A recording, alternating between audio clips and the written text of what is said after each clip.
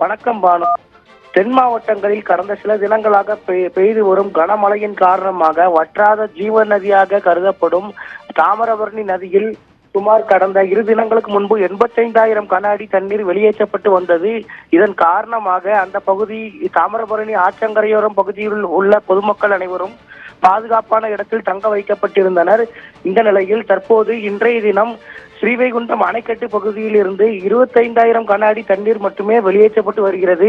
இதனால் அந்த பகுதியில் வசிக்கும் பொதுமக்கள் வெள்ளத்தின் பாதிப்பு லேசாக குறைந்தாலும் அந்த தாமிரபரணி ஆறு கடலில் கலக்கும் பகுதியான புன்னக்காயல் பகுதியானது அந்த பகுதியில் தற்போதும் இந்த வெள்ள நீரானது சூழ்ந்து காணப்படுகிறது. தற்போது நாம் அந்த காட்சிகளை தான் பார்த்து வருகிறோம். புன்னக்காயல் கிராமமானது பொதுவாக ஒரு மீனவ கிராமமாகும். இந்த கிராமத்தின் வழியாக 400க்கும் மேற்பட்ட படகுகள் மூலம் அந்த மீனவர்கள் படகில் சென்று படகு தொழில் செய்து வருகின்றனர். இந்த நிலையில் அந்த பகுதியில் அந்த கடலில் கலப்பதற்கு, அதாவது நேற்றைய தினம் பௌர்ணமி தினம் என்பதால் கடலில் தண்ணீர் கலக்கும் பகுதியில் தண்ணீர் உள்வாங்கும் தன்மை குறைவாக இருந்தது. இதன் காரணமாக தண்ணீர் கரையில் கலப்பதற்கு பதிலாக கிராமத்திற்குள் புகுந்தது. இதனால் அந்த பகுதியில் வசித்து வரும் 300க்கும் மேற்பட்ட குடியிருப்பு பகுதிகள் அனைத்தும் தண்ணீரில் மூழ்கின. மேலும் இன்று 2வது நாளாக மூழ்கி வருகிறது.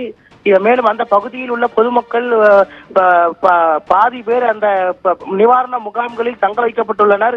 மீதமாக அந்த பகுதியில் வசிப்பவர்கள் அந்த தண்ணீரில் இருந்து தாங்களை எவ்வாறு பாதுகாத்துக் கொள்ளலாம், தங்களது உடைமைகளை எவ்வாறு பாதுகாக்கலாம் என்ற நிலையில் அங்கு தவித்து வருகின்றனர். மேலும் அரசு சார்பில் அந்த பகுதியில் நிவாரண முகாம்கள் வைத்து அந்த மக்களுக்கு உணவுகள் வழங்கப்பட்டு வருகிறது. பானு, ஏற்கனவே இந்த கடலில் கலப்பதற்கு கடலில் கலப்ப அந்த இடையூறாக இருந்த போது மக்கள் அந்த பகுதியில வழி ஏற்படுத்தி தண்ணீரை அப்புறப்படுத்திட்டு இருந்தாங்க. இப்ப இந்த நீரை அப்புறப்படுத்த என்ன நடவடிக்கை எடுத்திருக்கிறாங்க?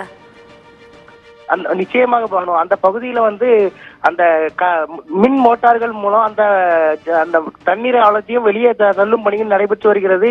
மேலும் இந்த கடற்கரையில் ஆங்காங்கே பல்வேறு இடங்களில் ஜேசிபிகள் மூலம் தண்ணீரை பிரித்து கடலுக்குள் செலுத்தும் பணிகளும் நடைபெற்று வருகிறது. பானு, தூத்துக்குடி மாவட்டம் புன்னக்காயல் பகுதியில் தொடர்ந்து 2வது நாளாக வெள்ள நீர் அந்த பகுதியில் சூழ்ந்திருப்பது அந்த பகுதி பொதுமக்களின் இயல்பு வாழ்க்கையை கடுமையாக பாதிப்படைய செய்திருக்கிறது. குறிப்பாக பாதிக்கப்பட்ட பகுதியில் இருக்கக்கூடிய மக்கள் அங்கிருந்து மீட்கப்பட்டு நிவாரண முகாம்களில் தங்க வைக்கப்பட்டிருக்கிறார்கள். அந்த வெள்ள நீரை அகற்றுவதற்கான நடவடிக்கைகள் எல்லாம் துரிதமாக மேற்கொள்ளப்பட்டு வருகிறது.